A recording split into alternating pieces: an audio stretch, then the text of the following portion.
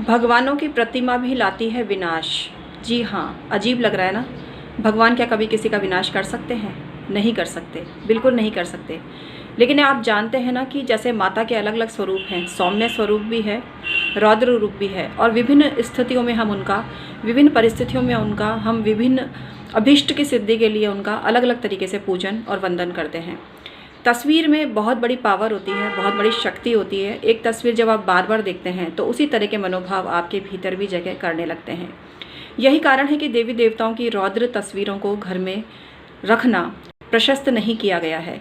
और यहाँ मैं उसी की बात कर रही हूँ। परमात्मा बहुत महान है, मैं स्वयं परमात्मा को मानती हूँ और अखंड ज्योत भगवान की नाम की मैं जलाती हूँ, अपने मन में प्रणाम करती हूँ। लेकिन यहाँ उद्देश्य सिर्फ इतना है कि भगवान की कौन सी तस्वीर है जो घर में आपको नहीं रखनी चाहिए और किस जगह पर रखनी चाहिए, कौन सी रखनी चाहिए, आज इस वीडियो में यही आपको बताने जा रही हूँ।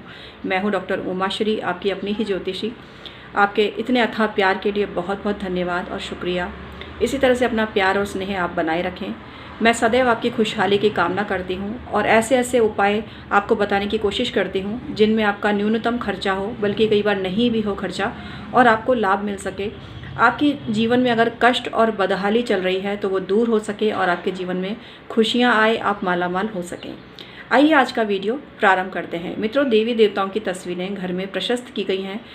वो तस्वीरें कौन सी हैं? सबसे पहली चीज़ तो यह है कि भगवान के सौम्य रूप की उपासना घर में करनी चाहिए।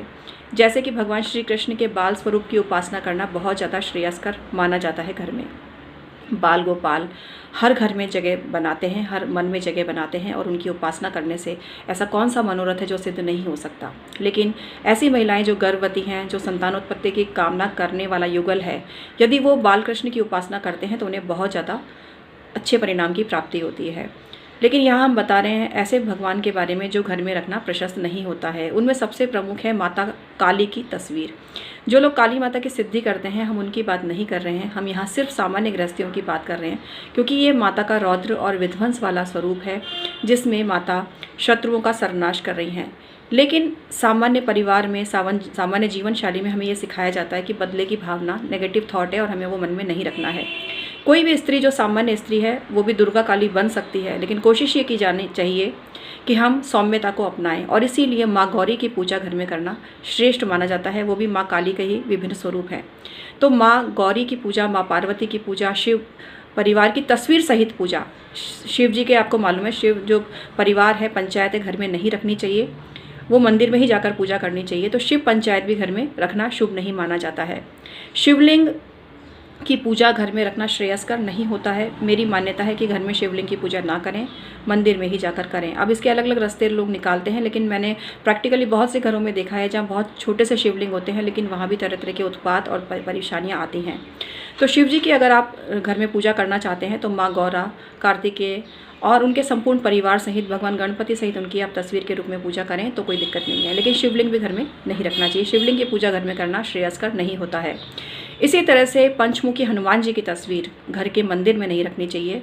नरसिंह भगवान की तस्वीर भी घर में नहीं रखनी चाहिए पूजा स्थान में, क्योंकि वो भी विष्णु भगवान का विध्वंस वाला स्वरूप है, जब वहाँ उनको बदला लेना पड़ा था शत्रुओं से।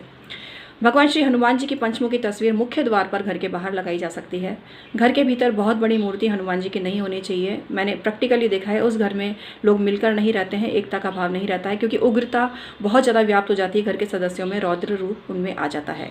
तो सौम्यता बनाए रखें, और इसके लिए भगवान श्री हनुमान जी की सेवक के रूप में तस्वीर जो भगवान श्री राम दरबार के साथ में होती है, वो लगाना ही श्रेयस्कर होता है। जो लोग हनुमान जी की पूजा करते हैं, साधना कर रहे हैं, यहाँ मैं उनकी भी बात नहीं कर रही हूँ। जो लोग साधक हैं, ये वीडियो एक्चुअली उनके लिए नहीं है। ये सामान्य घर परिवार और गृहस्थियों के लिए वीडियो है जो घर में सुख शांति की कामना करते हैं, वो इन चित्रों को, इन मूर्तियों को घर में ना रखें। इसके साथ ही जब भगवान श्री कृष्ण अर्जुन को उपदेश दे रहे हैं, महाभारत का कोई भी चित्र घर में रखना शुभ नहीं माना जाता है।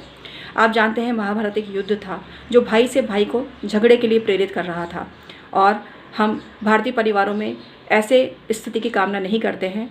इसीलिए राम, लक्ष्मण, भरत और शत्रुघ्न जैसे भाई जो कि आदर्श थे, उनकी तस्वीरें, उनकी पूजा घर में की जाती है। भगवान श्री कृष्ण का उपदेश देता हुआ जो चित्र है, महाभारत के चित्र हैं, वो अपने ऑफिस में रखना बहुत श्रेष्ठ होता है, क्योंकि भगवान श्री कृष्ण ने कर्म का पाठ पढ़ाया है, और जब भी आप कोई कर्म करते हैं, कोई उद्यम करते हैं, तो सफलता ज़रूर मिलती है। तो ऑफिस में आप लगाइए, उसमें कोई दिक्कत नहीं है, लेकिन घर में नहीं लगाना चाहिए। इसी तरह से भगवान नटराज का चित्र भी कई लोग घरों में लगाते हैं, बड़ी बड़ी मूर्तियाँ रखते हैं। देखो, जो लोग नर्तक हैं, डांसर हैं, जो लोग म्यूज़िक प्रोफेशन से जुड़े हुए हैं, उनकी मैं बात नहीं कर रही हूँ। कुछ चीज़ें जिसका काम जिसको साजे, मतलब कुछ चीज़ें किसी को सूट कर जाती हैं, किसी को नहीं करती है, लेकिन यहाँ मैं सामान्य रूल बता रही हूँ। तो नटराज का जो चित्र है वो भी घर में नहीं लगाना चाहिए, वो भी उग्रता को पैदा करता है। तो इस तरह से कुछ खास बातें मैंने आपको बताई, कुछ खास तस्वीरें भगवान की बताई, वो आपको घर में नहीं लगानी चाहिए। ऐसा करने से रौद्रता पैदा होती है, घर में कलह पैदा होता है। घर में सौम्य चित्र लगाएं। स्त्री पुरुष भगवानों की तस्वीरें अलग अलग कैटेगरी में रखें, अलग अलग जगह रखें, और उनकी बहुत बड़ी मूर्तियां घर में नहीं रखें। भगवान का चित्र कभी किसी को नुकसान नहीं देता, ये याद रखना। यहाँ मेरा उद्देश्य सिर्फ इतना है बताने का कि सौम्य स्वरूप में अपने प्रभु की पूजा करें, रौद्र रूप में आप उनके चित्र अपने ऑफिस और वर्क प्लेस पर लगा सकते हैं।